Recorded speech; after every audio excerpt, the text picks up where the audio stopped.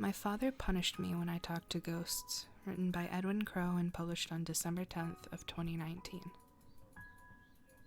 I've been blind since birth. As I grew up, everything was described to me in such vivid detail that I didn't even realize why it was important to see, especially having no reference point to compare it. We lived in a single-floor ranch house. That's what my father told me. In my mind, of course, I could see. Although unlike how a sighted person could, I had spatial awareness. I knew where my bedroom was, where the bathroom, living room, and kitchen were. Each wall had its own texture. I don't know if that was done on purpose or if I could feel things others never noticed. I rarely fell over. Only if Father or one of the visitors put something somewhere they shouldn't. It was usually the visitors, and Father would shout. They visited infrequently, and only briefly when they did. Father said I shouldn't speak to them, that it unsettled them. He'd worry when I saw something he didn't, saw it with my ears or by touch. Ellie was the first. She seemed very sweet. She asked me my name and why my face was so messed up. She was in the living room. I could hear where she sat from her breaths, harsh nasal sounds as if her nose was blocked. When Father had a cold, he'd always breathe through his mouth, big, labored breaths, as he wasn't used to it. When people mentioned my face, I always touched it, trying to work out why it was so strange to them. When I asked if I could touch theirs, there was always a pause. I guessed sighted people never did that. Why would they need to? When I asked Ellie if I could touch her face, she reluctantly agreed. But moments later, Father entered the room and asked me who I was speaking to. I told him, nobody. He would always punish me when I spoke about them. I think it scared him. He'd take my arm and march me off. I'd be knocked off balance and disoriented, to the point where when he finally sat me down, my hands would frantically search my surroundings until I knew where I was. It was usually my bedroom, though every now and then he'd leave me outside in the middle of nowhere. That was the worst. I would be lost and scared. He told me about the road that ran in front of the house and explained that the sounds I heard were cars, that they'd kill me if they touched me. Those sounds were my only means of recognizing my surroundings. I waited until I heard one, and then knew which way to run back to the house. I heard Ellie that evening. She whispered to me, saying she was scared. I whispered back, but she didn't hear. I asked Father about Ellie. He didn't want to talk about her. I asked him why, and he didn't reply. When I told him that she asked about my face, he asked me how I responded. I told him that I wanted to touch hers. He laughed, though I knew he wasn't happy. I could hear the difference. When you laugh for pleasure, your mouth is wide open. When you pretend, your mouth is almost closed. To me, the difference is obvious. It wasn't until I was older that he explained. He said we lived in a special place, connected to the other world, that sometimes dead people slipped through, people who died in pain and wanted to reach the living. He explained that because I couldn't see, I was able to tune into that they knew I was listening when others weren't. He said I had to ignore it. Otherwise, he told me, they'd latch on and never leave me. All the dead want is to be alive again, he said. It was dangerous, and they would trick me. He said he knew how to deal with them, but he couldn't help if they became attached to me. Alex appeared to me a few days later. She told me she was lost and didn't know where she was. I told her I wasn't allowed to speak to her. Still, she pleaded for help. I kept quiet, knowing what would happen if I said anything. Did you speak to them? Father asked. Though I was upset, I told him no. I wished I could have helped her. I knew what it was like to be lost, and it scared me. Alex didn't whisper to me at all. I'd ignored her, and she ignored me. Father saved me, and I was thankful. After Alex, I knew what I needed to do, so I did it. The spirits stopped bothering me after that. for a very long time. That was until Sarah appeared. Sarah didn't give me a chance to be quiet. I was on my own, sitting in the living room and listening to the television. "Help," she said. "I need to find a way out."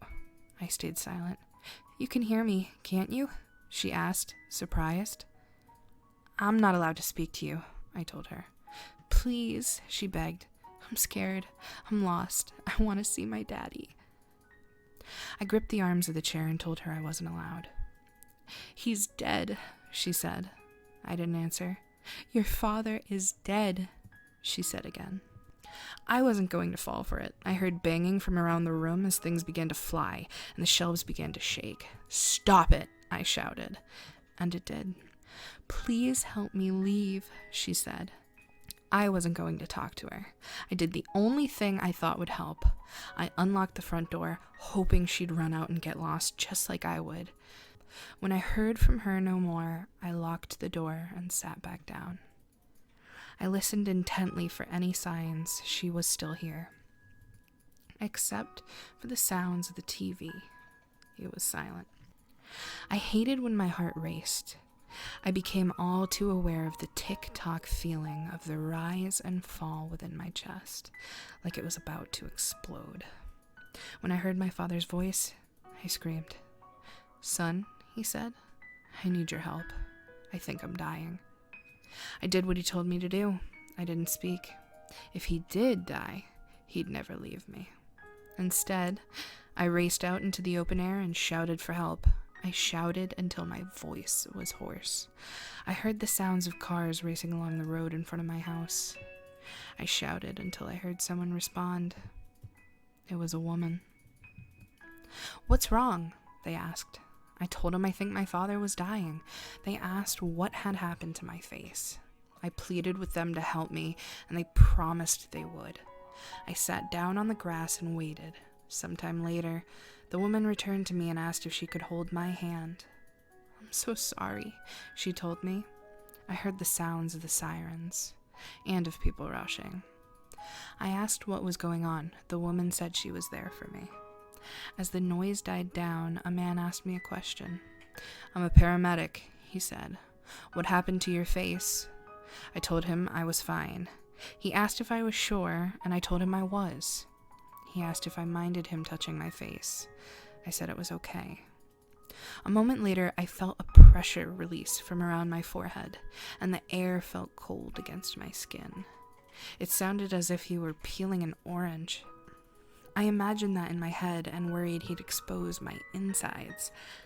I screamed and asked what he was doing. He told me everything was going to be okay, and the woman squeezed my hand, telling me to be brave. I didn't know what it was I was experiencing. I felt a tight pain within my head, like when you smash your shin against something hard, followed by something I've come to understand as bright. It hurt so much, I began to cry.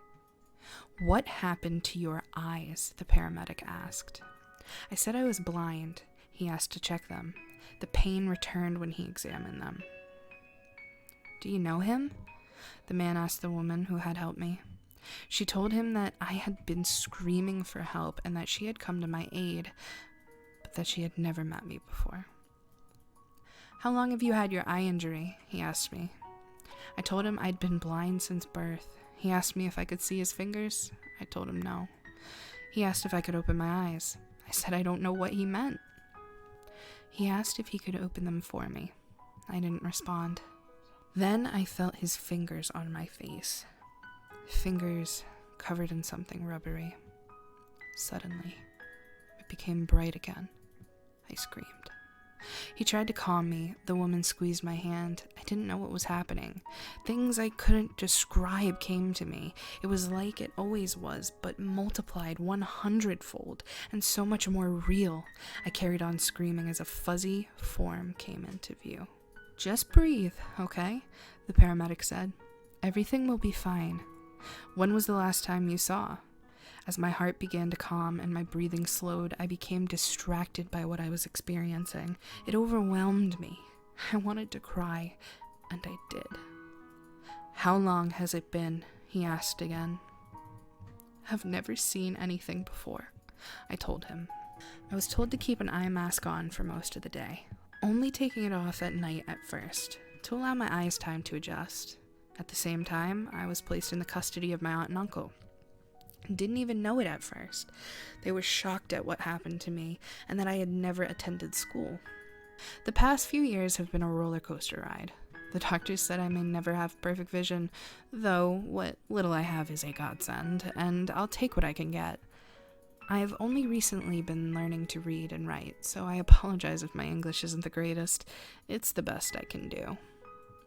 I've been asking my aunt what happened to my father, but all she says is that he died of a heart attack. I asked what sort of man he was. She says he was her brother and she'll love him no matter what. My uncle doesn't want to talk about him at all. I've been using the computer a lot recently and really enjoying the internet. I can't believe such a thing exists. After being so lonely for so long, I can talk to whoever I want, when I want. Though I'm wary of that. After all, how do I know if who I'm speaking to is alive? No one seems to share my father's concerns about that. Today I was on a forum discussing the spirit world.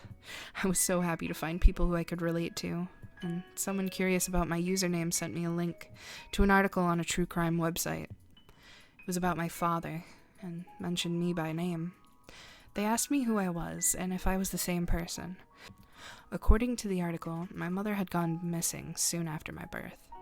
It said that I'd been bound. It said I'd been bound so that I couldn't see, that my father wanted a daughter. They found 14 bodies in the basement. They said that one got away, a girl by the name of Sarah Frank. She was the one to call the police. They found father's car parked around the back of the house. They supposed he carried his victims into the basement via the storm entrance and left them there. Sarah had managed to get away after she agreed to be his daughter, following 4 days of sustained torture. She stabbed him with a knife he'd placed on the counter to butter some toast. I didn't want to believe it, and I'm not sure I would have if it weren't for the names of the victims, 2 which stuck out: Ellie Farmer and Alex Riddle. I'd spoken to them both in the living room. To this day, I wonder if my father had been honest with me about a single thing in his life. Throughout it all, one question remains above all others. Did I speak to Ellie and Alex before or after he killed them?